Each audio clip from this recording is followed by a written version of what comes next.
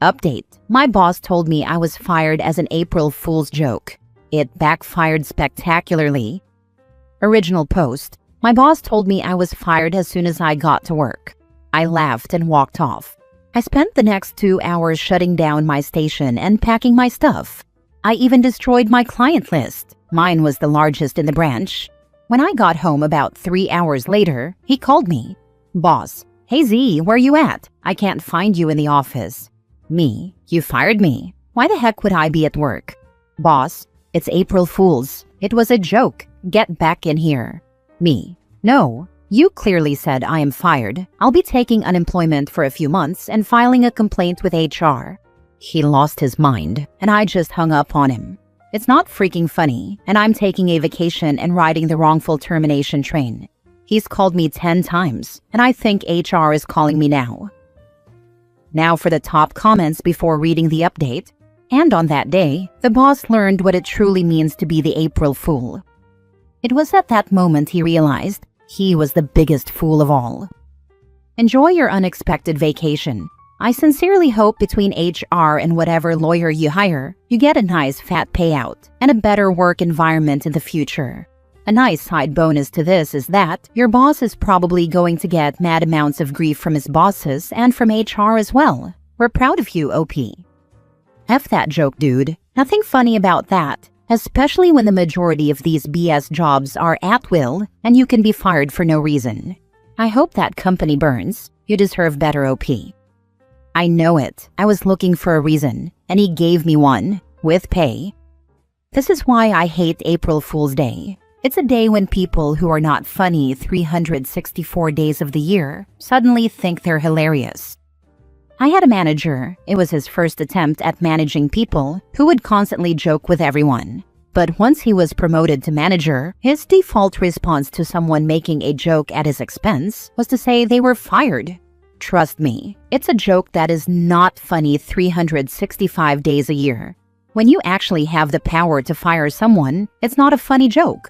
A peer or someone who definitely has zero authority to do so? Maybe. That could possibly be funny under the right circumstances. A peer or someone who definitely has zero authority. Bingo! Coworkers can be sarcastic with each other, especially if it fits the environment. But that's because they possess no power, so who cares what they say? I think where it starts is, managers take for granted the fact they can ruin someone's life. They're only told to maximize profits and never reminded they're managing people. I'm in school for social work, and half the schooling is just drilling into people that authority isn't a luxury, so much as a burden. You're liable for people. Your direct actions create a real and immediate impact on their lives. And as a result, professionalism is way more important when in authority. Plus, I think for a lot of funny bosses, it's not so much trying to joke around as it is reminding themselves they're in charge and can say whatever they want. Edit. Geez, thousands of replies and hundreds of DMs. I'm gonna fall asleep soon. I have a remote meeting with HR tomorrow, and I'll also be talking with a few other people in the company too. I'll post an update soon. Stay safe. Edit 2. I'll make an update in about 4 hours. Apparently, a chunk of my colleagues walked out after he yelled at a few of them last night. Boss has been put on leave. He also sent me no less than 72 messages via text and 13 voicemails, all of which I'm too lazy to look at right now. HR and another department lead have been talking with me since 7:30 a.m. Update soon. Now for the update. Alright, so after cooling off, talking with HR, some other team leads, and a lawyer for several hours last night and today, it looks like Michael is losing his position in the company and has been put on leave. He's being replaced by somebody from my team. The other people he ran off are coming back and getting a raise for staying.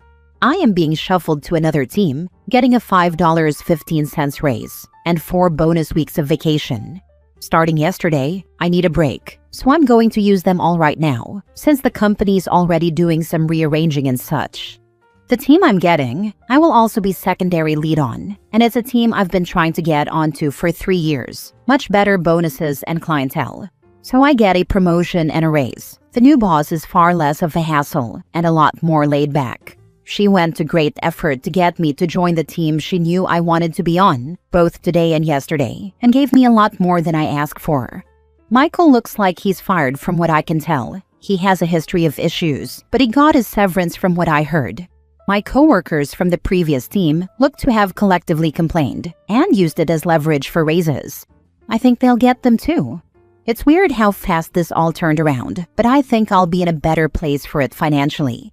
Some of the advice I got from here helped a bit, and I wanted y'all to know that. I'll drop a few updates. I'm still doing some coordinating and stuff at the moment. Looks like I'll be taking my old client list with me and merging it with a starter client list they want to give me when I move into the new seat. Edit. I also got a performance/goals bonus I was supposedly supposed to get in February. Not sure what happened there. To cover a couple of issues in the comments, this manager has had a series of issues, and I just found out some may have been harassment claims in the past. The guy wasn't fired because of me, but because of the damage he did to the team in one day and a history of issues. Also, my employer operates at near 100% capacity and functionality 7 days a week with team overlaps. We can't shut down without problems. Keep being awesome. Great to hear everything turned out well for you and everyone else. I'm happy they took advantage of the situation and got raises. The company would take years to recover from losing a whole team. Looks like someone higher up put together the cost of rehiring, training, and experienced personnel lost due to some a-hole's idea of a joke. About time. Easier to build up than to rebuild. This is an epic failure on a boss's end, and ultimately a win for both the company and the workers, especially you. Congrats on holding your ground. I'm glad your company sounds like they dealt with the actual issues appropriately and swiftly. The company was smart, turned a crap show into an opportunity to dump that idiot, restructure, reward the team, and build loyalty. Good on them and glad it worked out so well. Good point. Now it at least looks like they were watching out for the workers.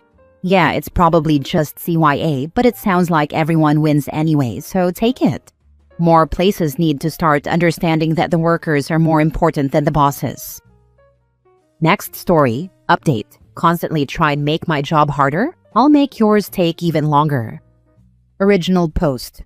I, 28 female, work in insurance billing for a few big medical facilities in my area, and one of my daily tasks is to save and download remits from a program daily.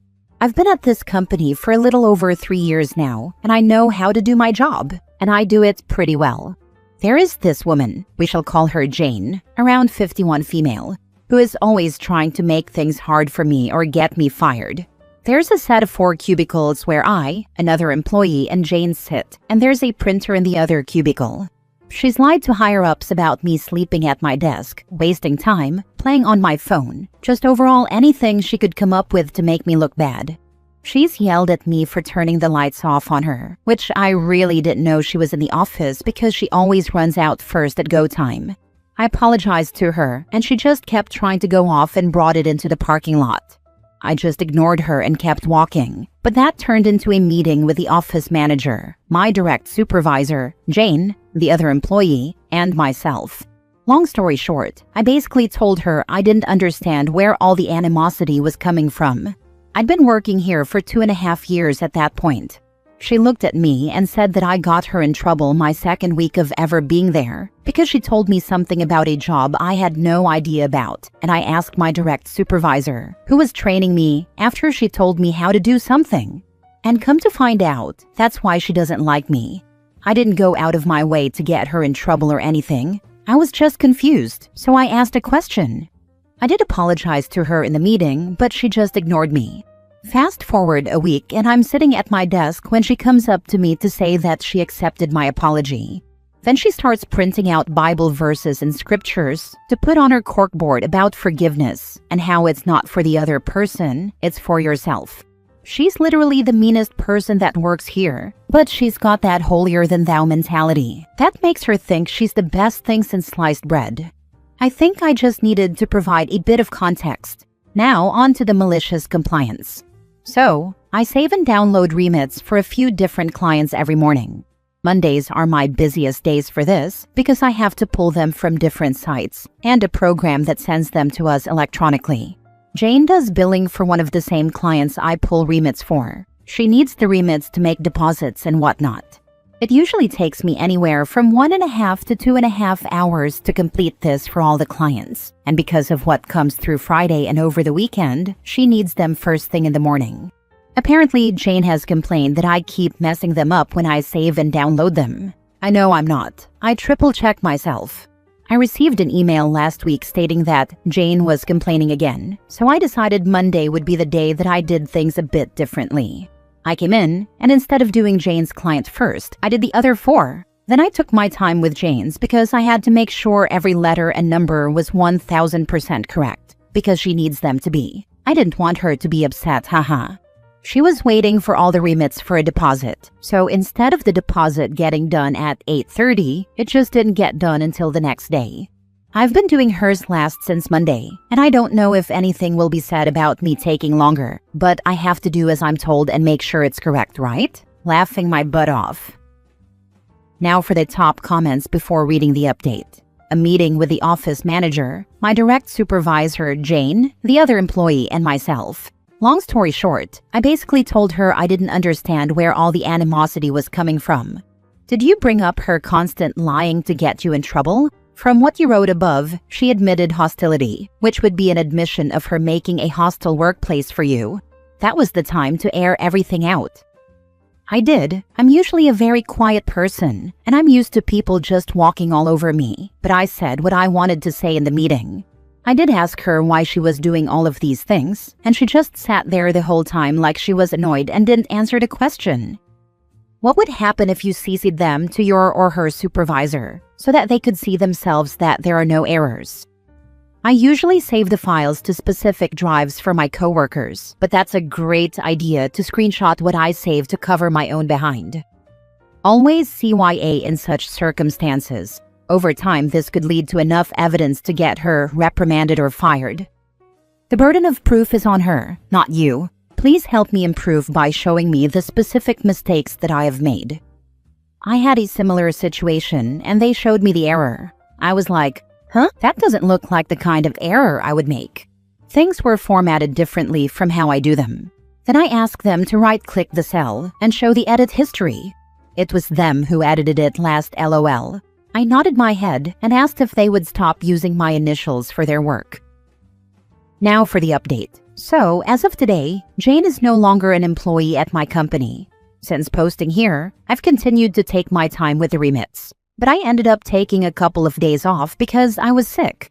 Last week and this week while working with her, she made multiple backhanded comments about me being sick and had another employee drown the office with Lysol.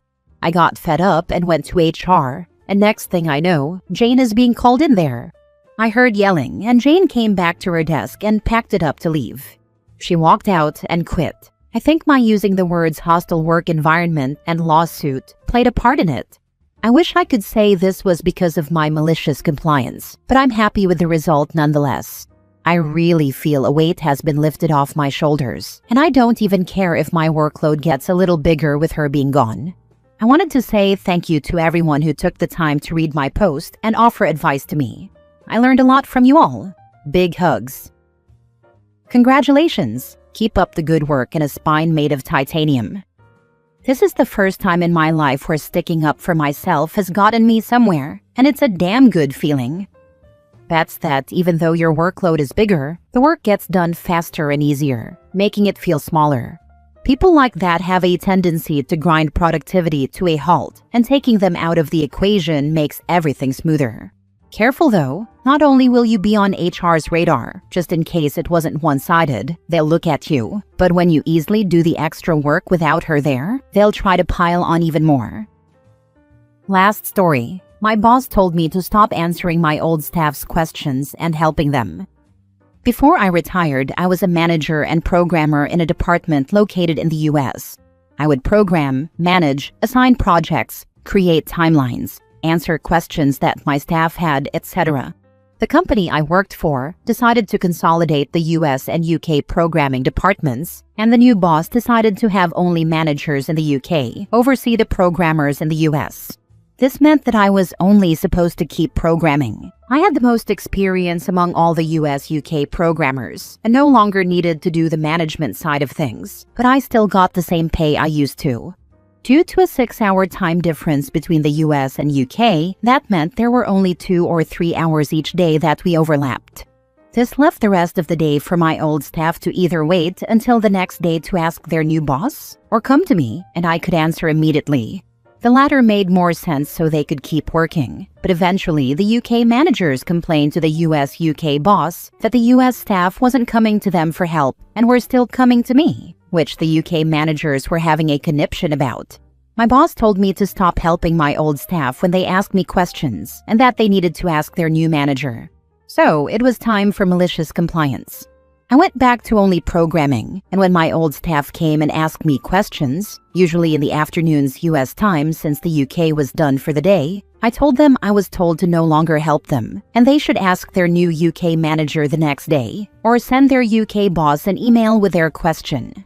I told them it was time for malicious compliance, since the US programmers knew exactly what would happen. So my old team started drowning their UK bosses with questions, problems, etc., and then had to wait until the next day or two to get answers. Within 2 weeks, the US team was missing deadlines, and the UK managers had to answer for why their team was missing deadlines. After a couple more weeks, my boss and the UK managers came to the realization that, due to the 6-hour time difference, there should be a manager in the US, which is exactly what I told them weeks ago. Finally, my boss asked me if I would like to be a manager again, and I told her I was happy just programming and didn't need the other work. They ended up giving me a raise in order to get me to go back to managing the US programmers. New manager says, according to my lack of experience, no common sense, and this spreadsheet, this is a great idea. That's the thing. She had almost as much experience as I did, and had worked for the company for longer than I did. But the company trying to consolidate all of the global programming departments into one is what totally messed things up for her. She was an excellent boss, but the problem was her bosses, the VP level. Managers never seem to realize what will happen when people need to wait for an answer to something from coworkers on the other side of the world. Senior management rarely seem to have any idea what actually happens in the companies they run. This is partly because they have made people too afraid to tell them the truth, and partly due to arrogance and incompetence. I think they tend to manage by Excel spreadsheet versus seeing how stuff actually gets done. I've been on teams that have had to integrate with other teams in Europe, Ireland mainly, the Philippines, and India. You always need to have someone in every time zone who can make managerial or stakeholder decisions. Otherwise, you'll always encounter situations where the team is suddenly dead in the water until someone wakes up in another country.